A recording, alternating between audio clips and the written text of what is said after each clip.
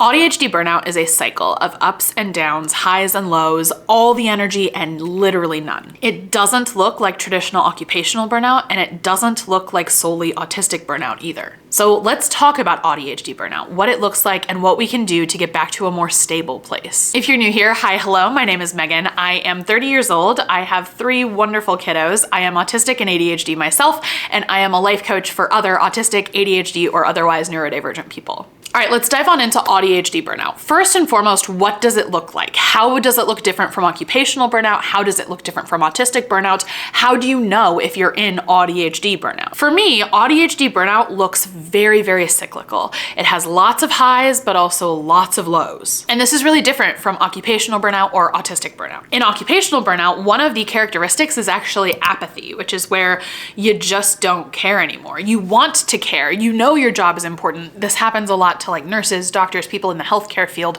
You know what you do matters, but God, you're so tired and you just can't find it in you to give a shit anymore. And autistic burnout can be much the same way, except it doesn't have to just be about your job. A lot of people in autistic burnout feel an intense amount of apathy about everything.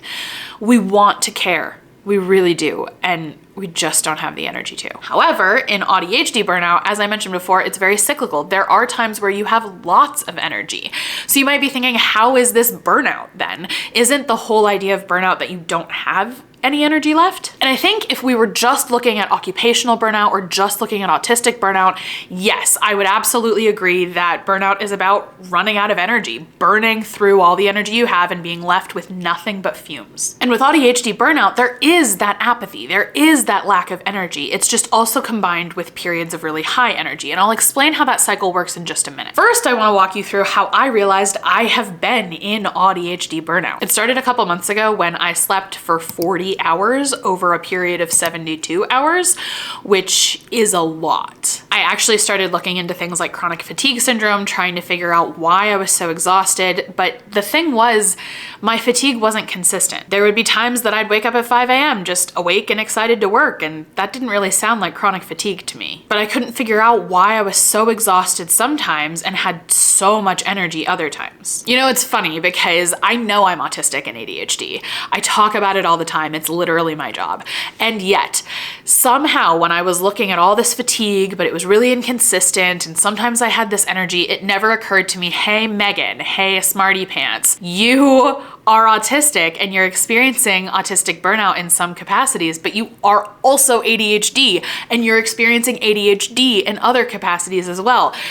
The thing about being ADHD is that we don't talk about it enough, because for a long time you couldn't be ADHD until 2014. Did you know this? Until 2014, you could not be diagnosed with both autism and ADHD. So I know that it's relatively new, but we have got to talk about it more, because here I was trying to make all the pieces fit into autistic burnout, completely leaving out this huge piece of the puzzle, which is that I'm also ADHD. And that ADHD is going to impact the way my autistic burnout shows up. It's going to create ADHD burnout. So what does ADHD burnout look like? For me, and for a lot of other people I know, it looks like this. First, you have some energy, so you do some stuff. Second, doing the stuff feels good, primarily because you're ADHD and you're constantly being shamed for not being productive enough. So when you are, you feel really, really good and you want to keep doing it. Third, you get a little too excited and start to overcommit, and you start to notice you're overcommitting, but you don't know how to stop. 4, you start to feel really tired, but you don't want to stop because you don't want to let people down or get called lazy again. 5, you're really tired now and you're not sure how much longer you can do this. 6, you can't do this anymore and your body just kind of collapses. Your mind collapses and you can't do much of anything. 7, rest. Forced rest. 8, rest provides energy.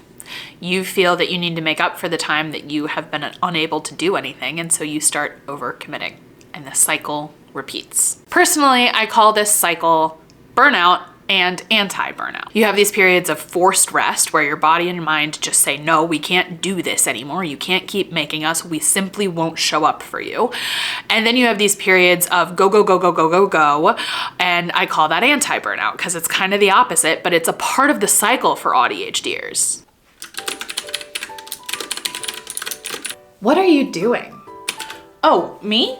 I'm working on a resource roundup for one of my one-on-one clients. What is a resource roundup? It's a really cool collection of Instagram accounts, academic articles, online tests they can take, podcast episode, YouTube channels, and so many more resources that pertain specifically to what we've talked about in our sessions. That actually sounds really helpful. What do you put in a resource roundup? Well, for this particular client, we are primarily focusing on shame and stories we tell ourselves about who we are and how we can tell stories that are more helpful, more honest, and more compassionate to ourselves. That's kind of awesome. Yeah, but I mean, for some of my clients, we focus a lot more on productivity. For other clients, we focus on emotional dysregulation. And for other clients, we focus on interpersonal relationships. It's super, super customizable when you work with me one-on-one. So what should people do if they're watching right now and they want their own resource roundup? They want to work with you. Oh, they can just go to the description and book a discovery call with me. I love meeting with people before I decide to work with them just to make sure we're a good fit. Oh yeah, get back to work and we'll get back to the video. Oh yeah, thanks, okay.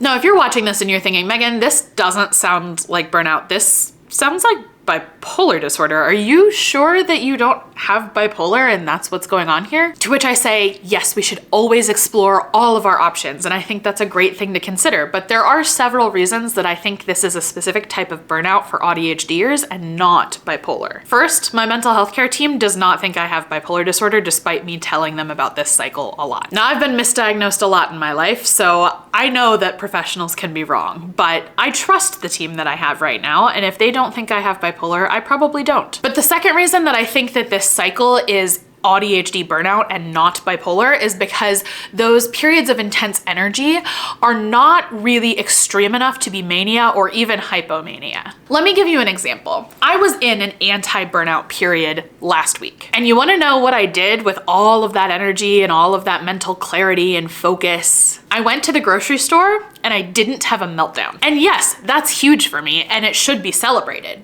But is it really manic or hypomanic behavior?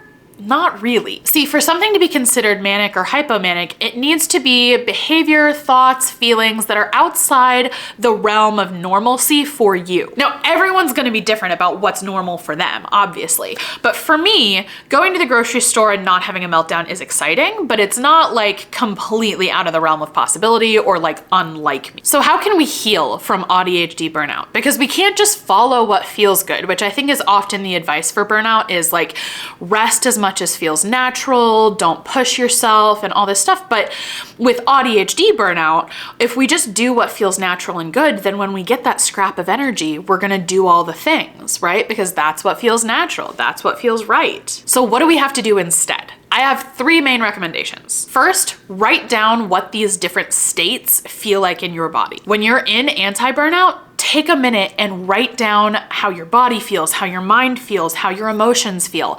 What are you experiencing when you're in anti-burnout? Then when you're in burnout, if you manage to get the energy, write it down, record it on video if that's easier, or talk to someone you love and have them write it down for you. How do you feel in your body? What kind of thoughts are you thinking? How do your emotions feel? Learning to pay attention to our own cues for what we need is often hard for ADHDers because many of us experience alexithymia, and that is a whole phenomenon that I will link up here. But basically we have trouble identifying our own emotions and sometimes even our own needs. That's why I really recommend writing this shit down, because odds are you won't remember or you won't be able to identify it if it's not in front of you. My second recommendation is when you're in burnout, be a slug. Like straight up be a slug. Don't do anything.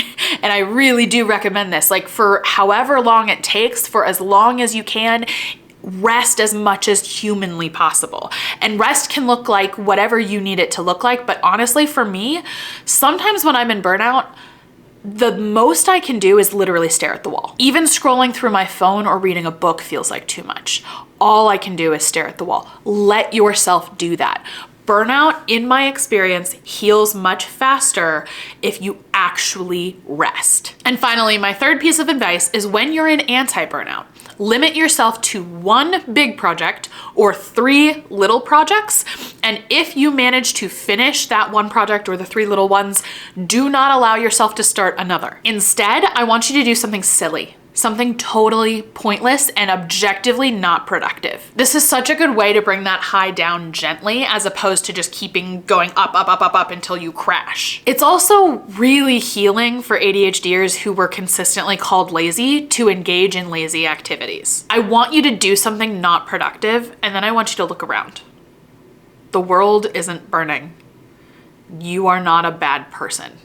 You just were a little unproductive for a little bit of time. So practice being unproductive. It's good for you. If this resonates with you as an ADHDer, I really recommend you go to the description and sign up for the waitlist for my book, which I don't know what the official title is gonna be, but the working title is I'm ADHD, Now What? It's a 3-part guide that will walk you through the diagnostic process, both self and professional, daily life as an ADHDer, and how to heal the wounds that often come with ADHD. It should be coming out later this year, and I am so beyond excited to show it to you guys. So hop on the waitlist now, and remember, be gentle with yourselves. I'll see you all next time.